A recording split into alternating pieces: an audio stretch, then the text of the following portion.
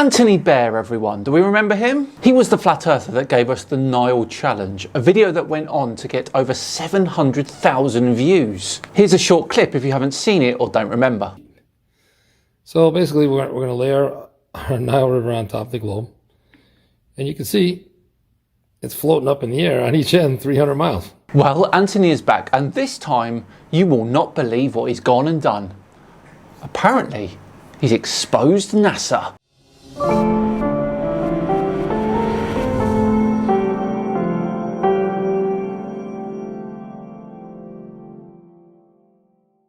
Hello all and welcome along to another episode of Flat Earth Friday with me, Simon Dan. Thank you very much for joining me. Right, back to today's video, which as I mentioned at the start is flat earther Anthony Bear claiming that he exposed NASA. Now, we've heard it hundreds of times, but has this flat earther finally done it? Let's find out. Okay, so here we go. This is, I got this from the NASA website. This is from the Discoverer spacecraft. And this is the dark side of the moon. Very cool, right? Incredibly cool, yes. This was one of a series of images taken by Epic in July 2015. A beautiful set of images that capture the Earth and Moon together. So I put a little guy on top of the moon here to replicate the moon landing because the scale looks way off to me. So let's compare it to the moon landing. Okay, here they are side by side, and you can see the scale's way off. Wow, someone doesn't know about photography and zoom. The photo on the right here was taken from the surface of the moon, so therefore the Earth will look small compared to the moon, won't it? However, the Epic photo was taken at a distance of around 1 million miles away from the Earth and Moon. To help you understand, Anthony, this is what the Earth and Moon would have looked like if Epic was right next to the moon. But we know it wasn't. It was far away, and this is how it should look. And oh look, it does look like that. So to answer your claim that one of these has to be fake, no, they're both real. Except the one on the right wasn't real, but we'll come to that later. So one of these photos has got to be fake. They both can't be right? Let's make a model and find out. Okay, here's our model. We have the moon. There's a 3 inches in diameter, and the Earth is 1 foot in diameter. The Earth is 8,000 miles, and the moon is 2,000 miles in diameter. So the Earth is 4 times bigger than the moon. Okay, straight away we have an issue. The moon is not that close to Earth. It should be at least 10 meters away at that scale. Okay, the Earth is 1 foot in diameter, and the moon is 30 Earth lengths away. So we put the moon 30 feet away from the Earth. That's more like it, Anthony. Well done. I hope your camera, though, is going to be the equivalent of 1 million miles away in your model, just to make sure it's correct. Now let's compare the two.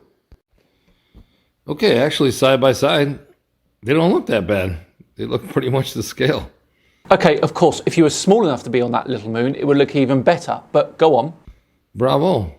So that means they're both real? All right, let's go back and take a look at the first photo again. Okay, this photo is the dark side of the moon. So let's compare it to our model. Here's our sun, super bright ass light. Here's our model, 30 feet apart. And look how bright the moon is. Check it out. Look how bright the moon is in our model. Okay, hang on. So he's not comparing sizes here.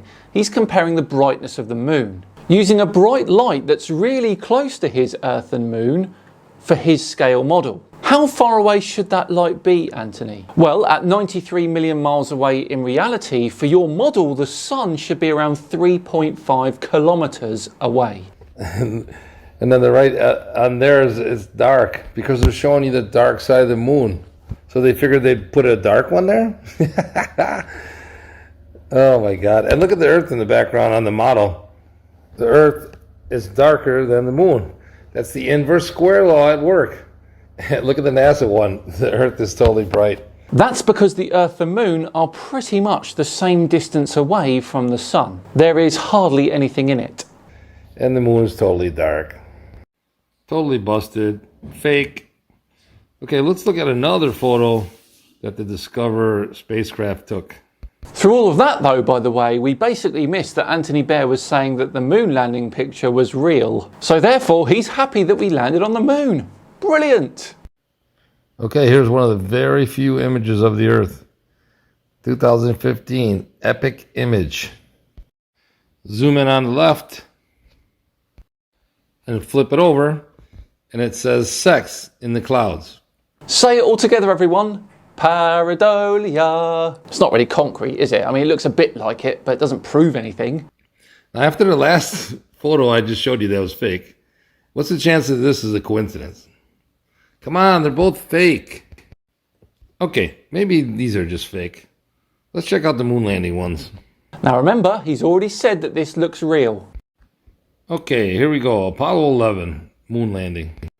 I don't know if you can read it at the top, but it says Apollo 11. Okay, here's the Apollo 8 moon mission. And let's put them side by side. Here they are side by side. Now let's zoom in. Check it out. They're totally identical. But Anthony, they're supposed to be identical. It's the same Earth from the moon. Even the clouds are identical. 2 different moon missions. The clouds would be different like 2 hours later, probably. Busted again.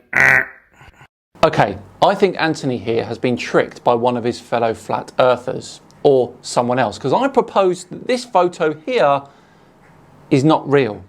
At least, not some of it. Let's look at the actual photos from the NASA archive, shall we? Here is the Apollo 8 one. And here is the Apollo 11 one. Oh dear.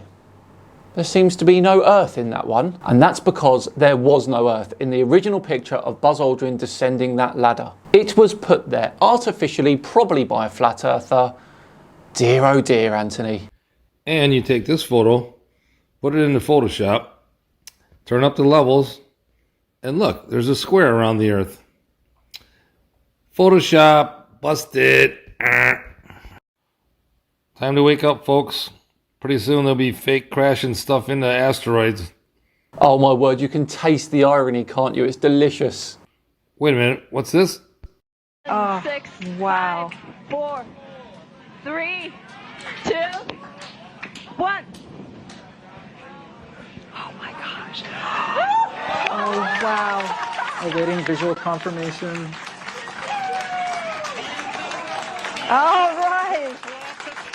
Let's see. We got it? Waiting. And we have Every impact. minute. A giant leap for humanity in the name of planetary defense. Wow, that was totally pathetic. Doesn't the surface of an asteroid look just like this? Oh well. Oh no, a rocky asteroid looks like some rocks on Earth. Must be fake.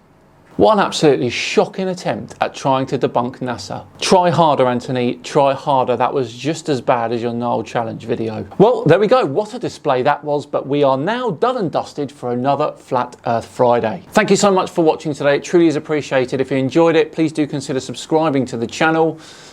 Still pushing for that 500,000 subscribers by the end of the year, so it would help immensely. And of course, if you really enjoyed it, hit that like button too. I've been Simon Dan. Have yourselves a great weekend, and I'll see you all on Tuesday for some more moon landing fun.